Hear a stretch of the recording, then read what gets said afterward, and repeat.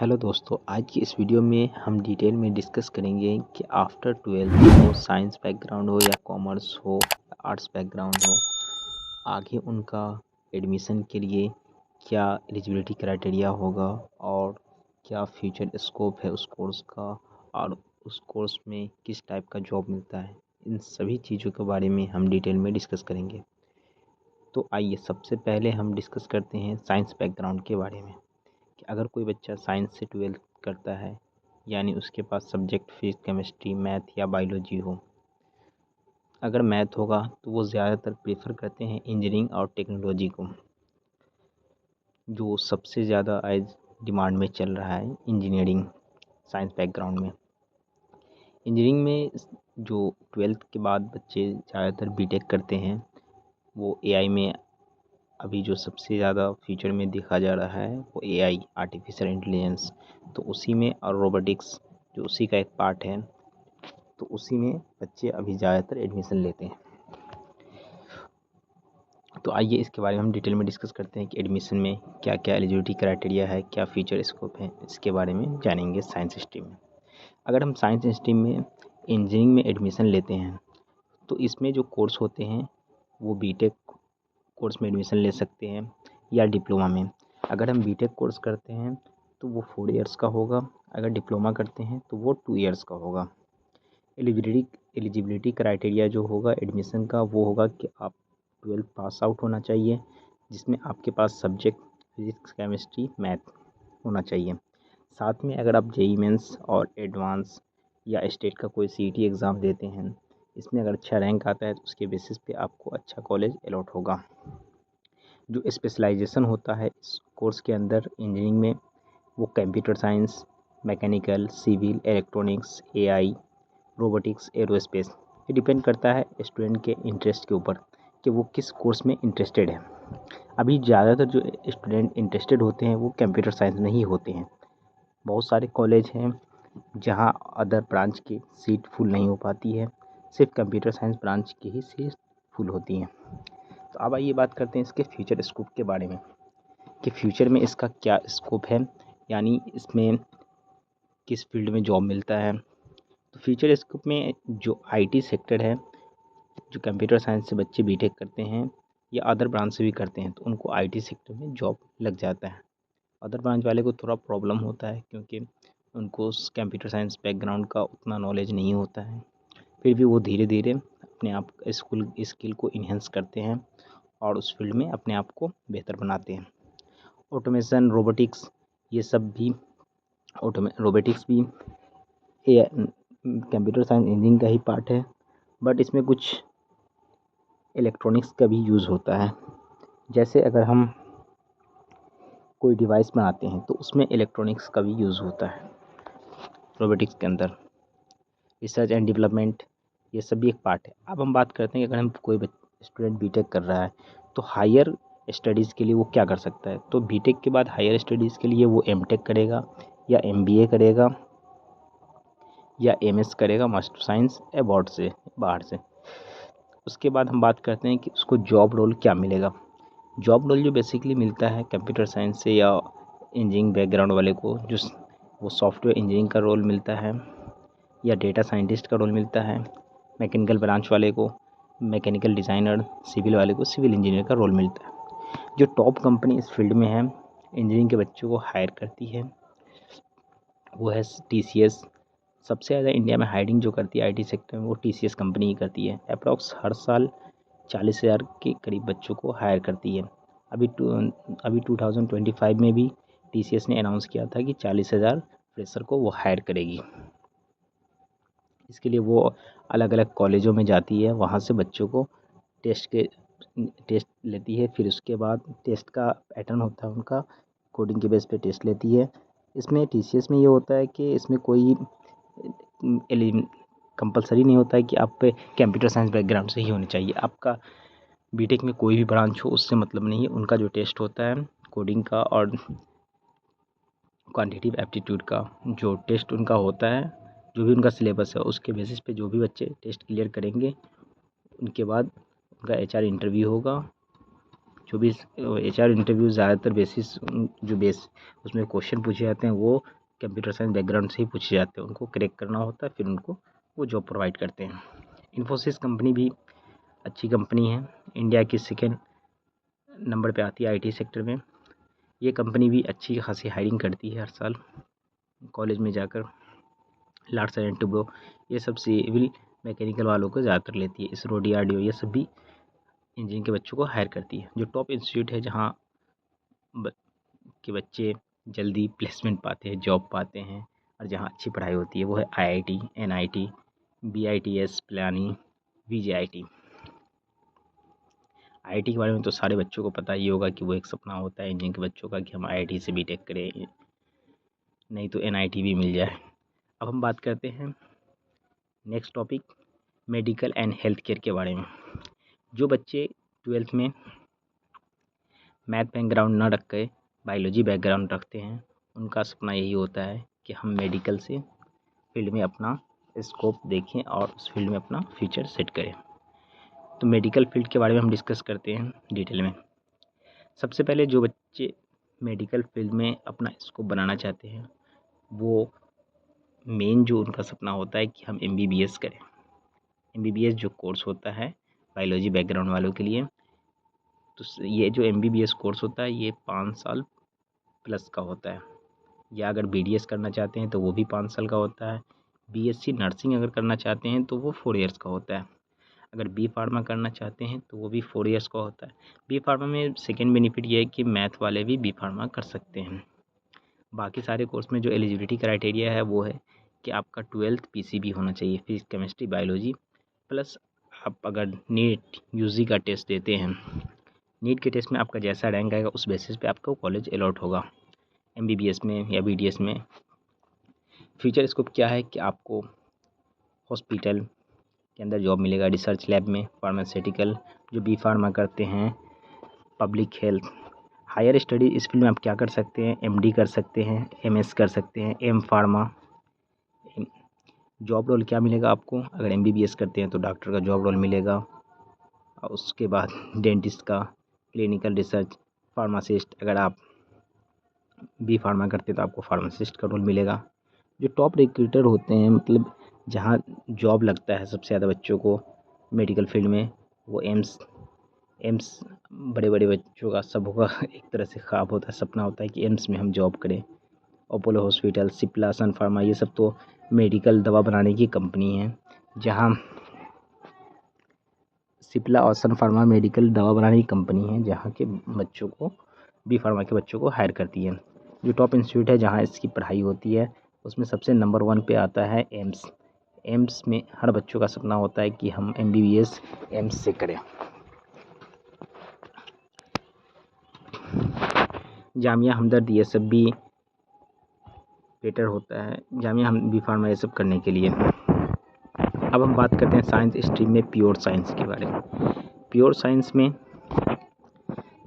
में जो कोर्स होता है वो BSc होता है, बैचलर ऑफ साइंस। जैसे हम 12th कोर्स कंप्लीट करते हैं उस बेसिस पे हम बैचलर ऑफ साइंस कर सकते हैं किसी भी सब्जेक्ट में जो 12th में मेरा सब्जेक्ट होगा। ये बैचलर ऑफ साइंस पहले 3 साल का होता था, हमने जो यहाँ मेंशन किया है 3 साल ही मेंशन किया है, लेकिन अब ये bachelor of science BSc 4 years का हो गया। यानी अब ये BSc करने में भी आपको 4 साल लगेंगे। उस बेसिस पे कुछ बेनिफिट भी प्रोवाइड कराया गया है आगे में पढ़ाई करने के लिए। तो BSc आप क्या क्या चीज़ में कर सकते हैं, फिजिक्स, केमिस्ट्री, बायोलॉजी, मैथमेटिक्स, जो भी आपका 12th में सब्जेक्ट होगा। एलिजिबिलिटी वही है इसका कि 12th पास आउट होना चाहिए PCM फिजिक्स केमिस्ट्री मैथ या फिजिक्स केमिस्ट्री बायोलॉजी से। फ्यूचर स्कोप क्या है इस फील्ड में कि रिसर्च में जा सकते हैं आप, एकेडमिया में जा सकते हैं, data analysis, science and journalism. Competitive exam जो होता है इस बेस में वो नेट का एग्ज़ाम आप क्लियर कर सकते हैं इस बेसिस पे। गेट, इसरो, नेट JRF अगर आपका क्लियर हो जाता है तो PhD में आपको बहुत ज़्यादा बेनिफिट मिलता है, जैसे स्टाइपेंड ये सब मिलता है।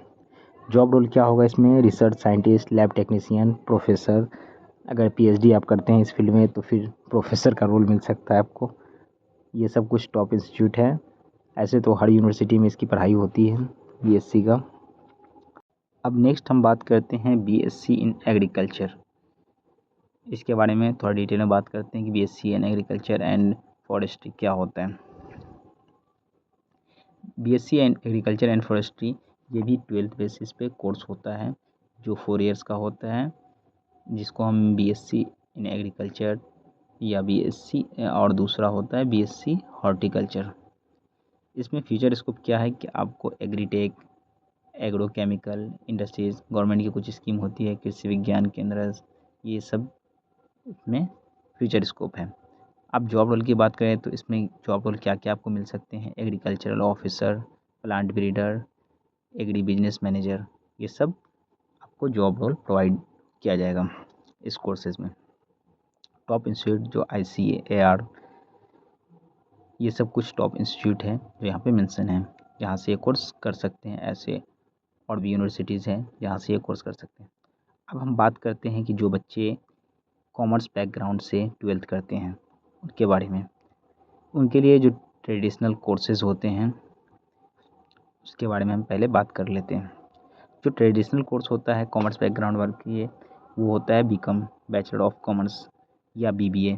ये दोनों कोर्स पहले 3 साल के होते थे, इसलिए मैंने 3 साल मेंशन किया था, लेकिन अब से ये कोर्स भी 4 इयर्स के होंगे। इसमें जो एलिजिबिलिटी क्राइटेरिया होता है कि आपका 12th कॉमर्स बैकग्राउंड से होना चाहिए या किसी और स्ट्रीम जैसे साइंस वाले भी कर सकते हैं। फ्यूचर स्कोप क्या होता है इसमें कि कॉर्पोरेट सेक्टर में आपको जॉब लग सकता है, बैंकिंग सेक्टर, एंटरप्रेन्योरशिप, ये सब सेक्टर में जॉब कर सकते हैं इस बेसिस पे। जो इस कोर्स के लिए आप हायर स्टडीज़ करते हैं तो हायर स्टडीज़ में क्या होगा, MBA कर सकते हैं बीकॉम के बेसिस पे भी या BBA के बेसिस पे भी, MCOM भी कर सकते हैं आप, और CA की तैयारी कर CA का एग्ज़ाम भी क्रैक कर सकते हैं। जो इसमें आपको जॉब रोल प्रोवाइड किया जाता है कॉमर्स बेसिस पे, कॉमर्स का जब कोर्स करते हैं बीकॉम या BBA, उस बेसिस पे जो जॉब रोल प्रोवाइड किया जाता है वो आपको अकाउंटेंट का दिया जाता है, फाइनेंशियल एनालिसिस्ट, टैक्स कंसल्टेंट। जो टॉप इंस्टीट्यूट है SRCC है, NMIS, MS, ये सब कुछ यूनिवर्सिटीज़ हैं, इंस्टीट्यूट है जहाँ से कोर्स कराए जाते हैं। हर जगह ये कोर्स अवेलेबल है, आप कहीं से भी किसी यूनिवर्सिटी से कर सकते हैं। अब हम बात करते हैं प्रोफेशनल कोर्स जो कॉमर्स डिपार्टमेंट वाले के लिए हैं, जो 12th कॉमर्स से कर रहे हैं उनके लिए जो प्रोफेशनल कोर्स है वो है chartered accountancy, the backbone of finance and governance, जिसके बिना कुछ नहीं चल सकता है, चाहे वो फाइनेंस हो एंड गवर्नेंस हो, किसी का भी। तो ये एक प्रोफेशनल कोर्स है जिसे हम शॉर्ट में CA बोलते हैं, चार्टर्ड अकाउंटेंसी। तो इसके लिए कुछ जॉब, इसका कुछ पाथ बताया गया, CPT, IPPCC, articleship, CA final, ये कुछ पाथ है। इस पाथ को फॉलो करके आप इस कोर्स को जो चार्टर्ड अकाउंटेंसी कर सकते हैं और चार्टर्ड अकाउंट बन सकते हैं। जो जॉब रोल इसमें मिलता है वो मिलता है ऑडिटर का, टैक्स एडवाइज़र, CFO, जो कंपनी का चीफ फाइनेंशियल ऑफिसर होता है उसका भी जॉब रोल CA के बाद ही मिलता है। कंपनी सेक्रेटरी का पाथ क्या है, CSEAT एग्जीक्यूटिव, फिर professional, certified financial planner, CFA, global demand investing bank, portfolio management.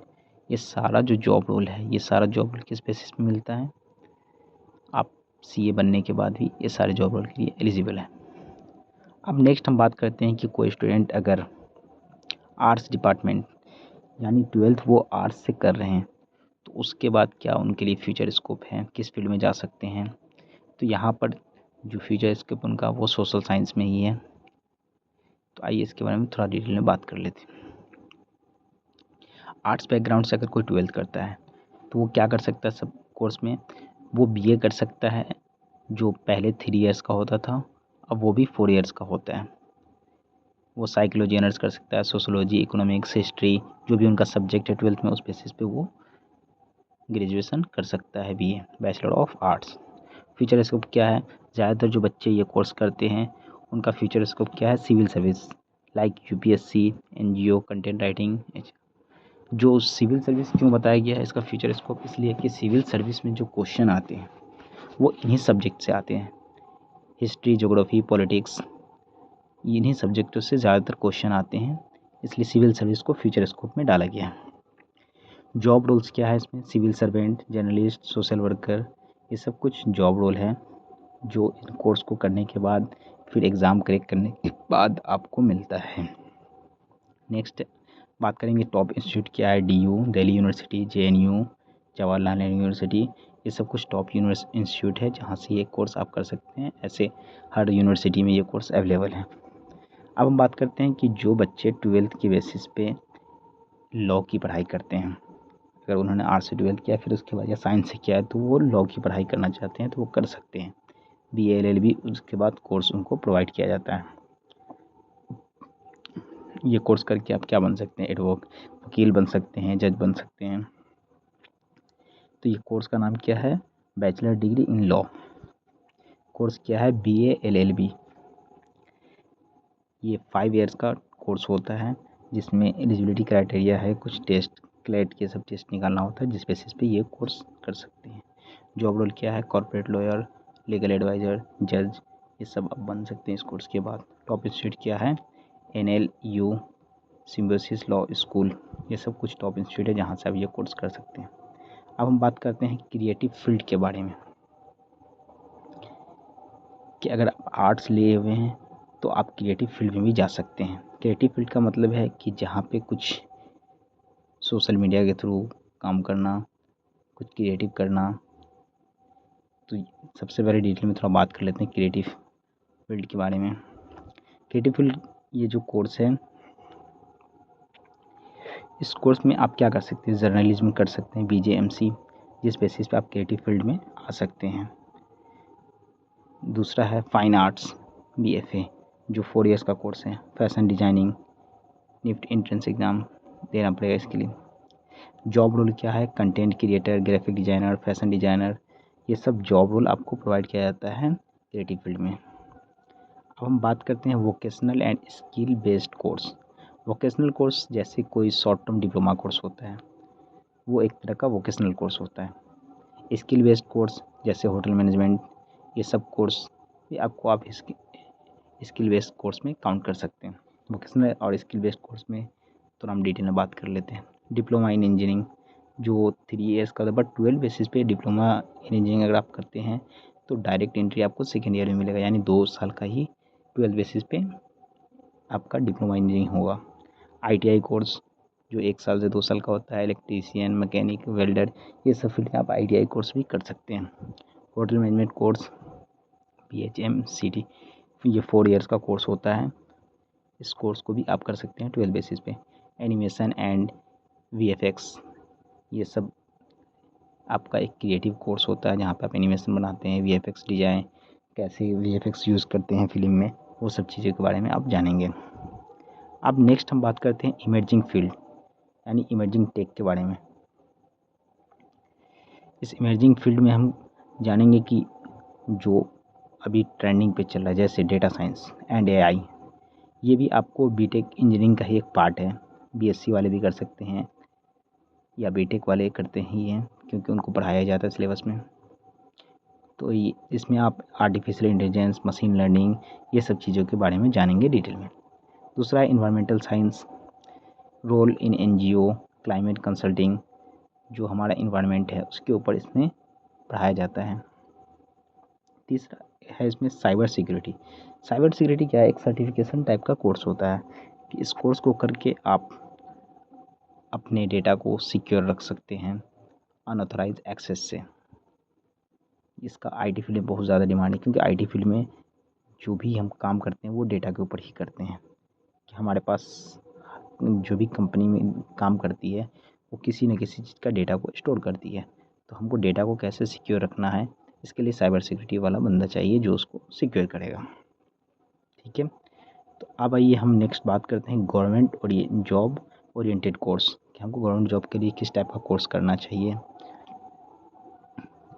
तो गवर्नमेंट जॉब के लिए अगर डिफेंस सेक्टर में जाना चाहते हैं, NDA CS ये सब कोर्स करना है उसके लिए। अगर हमको टीचिंग सेक्टर में जाना है तो फिर हमको BEd करना पड़ेगा, CTET टेस्ट देना पड़ेगा, तो BEd के बेस पे हम गवर्नमेंट सेक्टर में जा सकते हैं जॉब करने के लिए।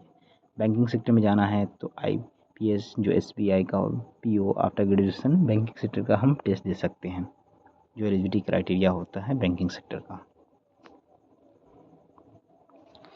ठीक है, अब हम बात करते हैं फाइनल रिकमेंडेशन के ऊपर कि अगर हम साइंस बैकग्राउंड से हैं तो इंजीनियरिंग कर सकते हैं, मेडिकल कर सकते हैं, टेक और हेल्थ केयर में जाना चाहते हैं तो कॉमर्स बैकग्राउंड से है तो सीए का तैयारी कर सकते हैं, सीएफए कर सकते हैं।